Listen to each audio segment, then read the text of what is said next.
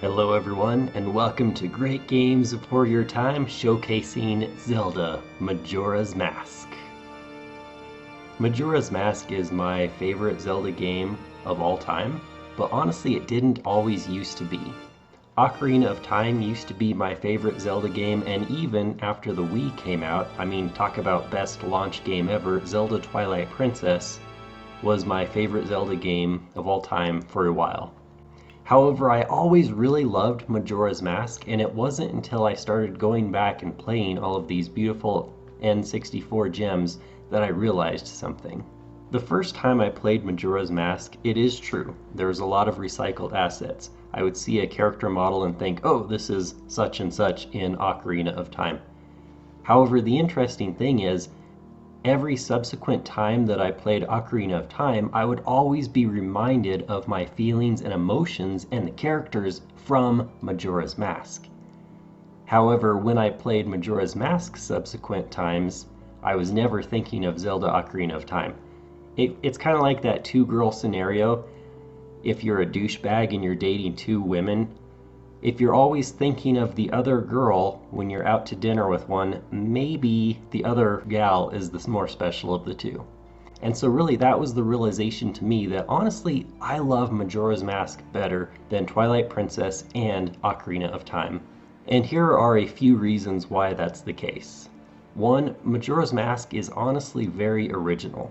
When I played games like Wind Waker, this game supposedly was original, right? You have all of these completely neutral characters, and spoiler alert, at some point you realize, oh wait, there actually is Zelda in this game, and Ganondorf, just like every other Zelda game in existence.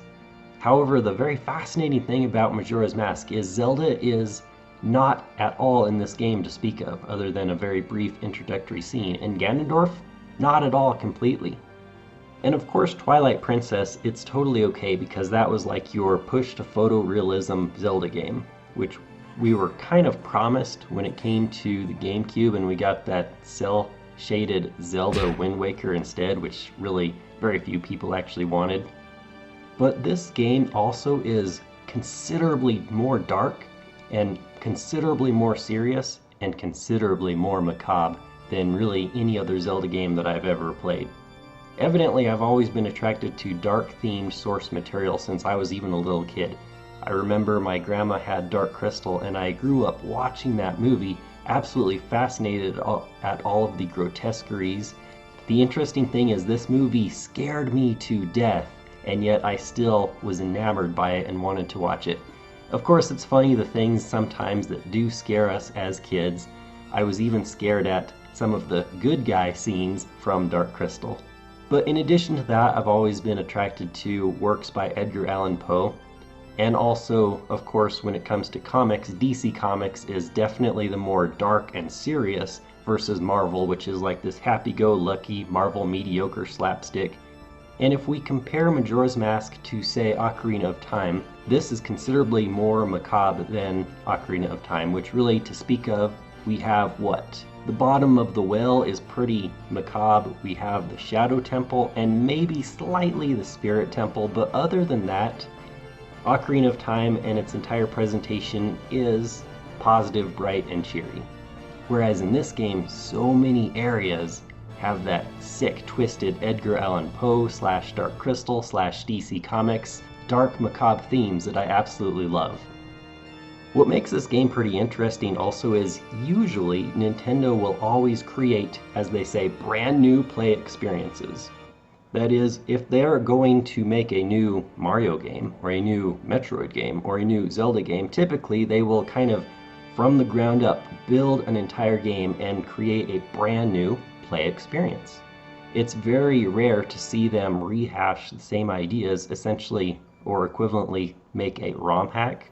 But that's exactly what they did here. They took the entire Ocarina of Time engine, textures, models, and even a lot of the music, and created what was initially referred to as Zelda Gaiden, Japanese meaning sub-series, of this Zelda game. Of course, there are new pieces of music, new models, new areas, and whatnot.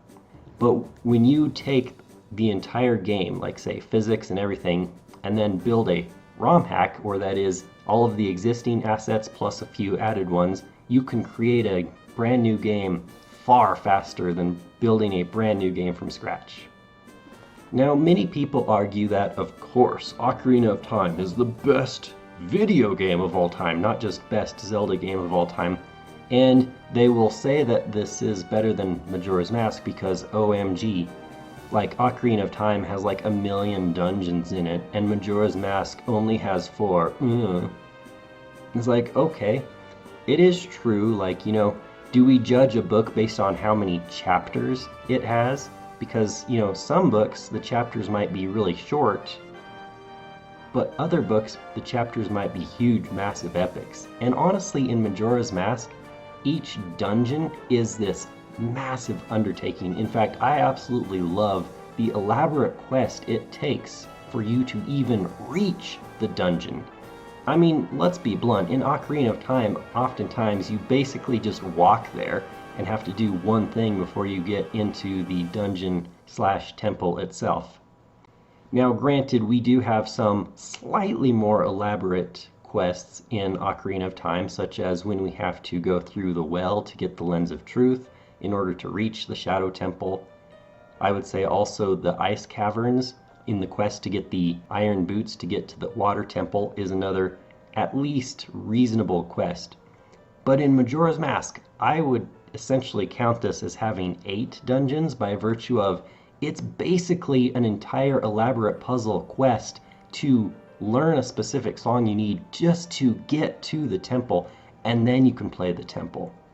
And in fact, we'll see at the very beginning of this game, before we can technically speaking save, there's a pretty elaborate story quest that we must go through as well. So to me, that specific argument falls flat as far as Ocarina being superior to Majora's Mask. Here's another important reason why I adore Majora's Mask far more than Ocarina of Time is because yes, there are some great pieces of music in Ocarina of Time, but honestly, Majora's Mask music, in my opinion at least, is far superior. In Ocarina of Time, the overworld music is not that epic overworld music that we had in the Super Nintendo game Link to the Past. However, Termina Field here, or that is the overworld, brings that back, and not only is that superior and more beautiful, but also there are some orchestrated versions of Termina Field which just blow the socks off me, and it could be 103 degrees outside, and if I listen to it, I will get goosebumps. The music is so beautiful. And let's not forget, the Astral Observatory music is similarly absolutely beautiful. I would say the Deku Palace is one epic soundtrack. Also, the Pirate's Fortress is so grandiose and ominous.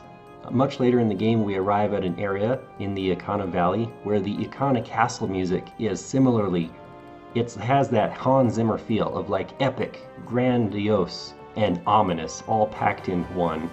That leads on to the final temple of the game, the Stone Tower Temple, and again, that music, the boss battle music is absolutely epic and beautiful. And when we summon the giants, the Oath to Order theme song. And I do not know which one to mention last because the end credits, again, absolutely amazing. But then perhaps the best piece of music to come out of Majora's Mask is the final last night where the moon is about to crash onto the planet, and everywhere you go in the entire game, every piece of music is replaced with the last end theme song of the moon falling. Not only is that ambient and creepy and atmospheric, it's absolutely ingenious. Now that's quite an extensive list. Now if we compare that to Ocarina of Time, sure, again, Ocarina has some great pieces of music, but it just doesn't seem to reach that same level. And to me, I put a high value on music.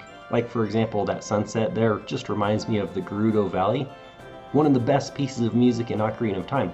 But how many Gerudo Valleys does Ocarina have, right? Like, very few. So the music, far, far superior, at least in my opinion, in Majora's Mask. So now we get to the story of how did I get this game? I couldn't buy every single video game I wanted because I didn't really have the money. In fact, it wasn't until much later in life that I had the money, and then ironically enough, you discover that when you have the money to buy whatever video game you want, then you don't have the time to play them all. The fascinating thing is there is a particular store, local store even. This particular store and its entire chain has gone out of business. In fact, the store that replaced this building has also gone out of business.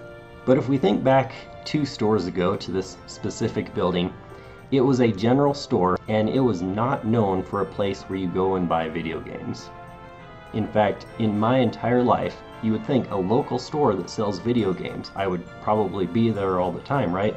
Not the case. I only ever bought 2 video games from there my entire life. One is Pokemon White, which I'll save that story for then, and Zelda Majora's Mask. Now, much later in life, years after Majora's Mask released, I thought to myself, oh man, I really need to pick this game up before it's like, sold out everywhere. And honestly, it probably, as far as I know, was sold out anywhere. If you went to, say, Toys R Us, is Toys R Us out of business now too? Or Walmart, or really anywhere that you buy video games, Majora's Mask was nowhere to be seen. And so I go into this very local store, go into the video game section, which I pretty much never frequented in my life, ever, and they had Majora's Mask there. And not only that, they were trying to deplete their stock. And the price was either $30 or $20 for Majora's Mask, years after it had sold out everywhere else. And guess what? That's not the best part. Typically when Nintendo released a new Zelda game, the first edition, first print versions were the, exclusive gold cartridges. But after those sell out, all of the restocked versions had the normal gray cartridges like every other game of whatever console that it was selling for. I don't have a gold cart Ocarina of Time because I got a very used copy of it. But very fascinatingly, this local store that was trying to deplete its stock of Zelda Majora's Mask had a massive amount of the first edition gold carts. So I proudly dropped down the $20 or $30, whatever it was, and bought Zelda Majora's Mask. And as you can see, it has this little hologram thing. Hopefully that comes through on the webcam, but absolutely beautiful piece of collector merchandise here. And honestly, here's the sad thing, because again, at this point in my life, I have to save up and buy one video game. If this happened today, and if I had walked into a store, if I walk into a store today and see a shelf that has maybe 15 to 20 sealed copies of Majora's Mask first edition gold carts, I would be like, I'll take them all. And I would have bought all of them. But unfortunately, I was only able to buy one, but I am so thankful that I do have the gold cart first edition Majora's Mask, especially since it's basically my favorite Zelda game of all time that I've played thus far. But now that I've started the whole show and tell stuff, let's go ahead and show off some more merch. Because again, favorite game, right? So the scant amount of merchandise that Majora's Mask gets, I feel compelled I must support and buy. So I have a few small World of Nintendo figures. So notice here is a nice little Skull Kid figure, Deku Link figure. But here we have another Skull Kid with a little Majora's Mask accessory to go with it. And I am absolutely not an amiibo collector. Don't even get me started on the drama of the people who actually tried to collect amiibos. Some of the horror stories and stock issues. I'm like, no thank you. But when it comes to Majora's Mask, yeah, I have to buy it. So here is an amiibo of Link holding a Goron mask. Very nice. The Majora's Mask Link amiibo with the Mask of Truth. But wait, there's more. One of the greatest tragedies that became of 2012 was the magazine Nintendo Power ceased publication. But check out what I have here, bagged and boarded. This is issue number 137, and it is the Zelda Majora's Mask. It's the saddest thing that ever happened, even though we definitely live in the world of the internet, and it's not just about, like game news. If Nintendo Power was still in publication, I'd still be subscribed to it. So even though I'm mostly off screen, you might notice that I have a certain Majora's Mask t-shirt on, and oh, what's this? I also have this PVC prop replica. This bad boy was first 4 figures PVC version of Majora's Mask. So yeah, this was the one that I bought so I could open and display, and you can even hang this on the wall. It's really cool, and with various batteries you can have the lights glow in the dark. But also, I have a brand new sealed one as well because, well, I have to have a sealed collector's edition, right? Now, first 4 figures also did a life-size resin Majora's Mask, which I also have. It is far too big and far too heavy for me to haul it in front of my webcam at the moment, so you'll have to enjoy some pictures of it instead. And fun fact, all of my year 1 videos before I started playing Nintendo 64 games, I was playing in my bedroom, and atop my computer desk there was sitting there looking down on me the life-size first 4 figures resin Majora's Mask statue. So that's all I've got. So thank you so much for watching, and we'll see you in the playthrough videos. Until next time, this is Great Games Before Your Time.